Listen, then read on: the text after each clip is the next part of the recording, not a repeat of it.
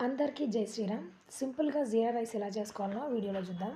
First oil heat చేసుకొని ఒక full table spoon జీలకర్ర, ఒక బిర్యానీ ఆకు, 2 లవంగం మొగ్గలు, ఒక ఇలాచి, 2 పచ్చిమిర్చి, 2 ఎండుమిర్చి, దాల్చిన చెక్క వేసుకొని బాగా ఫ్రై చేసుకోవాలి. ఒక గంట పాటు నానబెట్టుకున్న రైస్ని ఇందులో వేసుకొని ఒక 2 నిమిషాల పాటు బాగా ఫ్రై చేసుకోవాలి. ఇట్లా రైస్ ఫ్రై చేసుకుంటూ ఒక గ్లాస్ రైస్కి 2 గ్లాసుల నీళ్ళ చొప్పున మనము ఇంకొక స్టవ్ పైన వేడి చేసుకోవాలన్నమాట. ఇట్లా ఫ్రై అయిపోయిన తర్వాత సరిపడా ఉప్పును వేసుకోవాలి.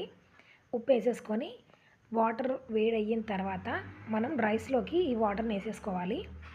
వేసేసుకొని కొంచెం ఉడికిన తర్వాత సిమ్లో పెట్టేసి మూత పెట్టి ఒక 10 నిమిషాల పాటు కుక్ చేసుకోవాలన్నమాట. ఇట్లా అప్పటికప్పటికి పిల్లలకి జీరా రైస్ చేసుకోవచ్చు అనమాట.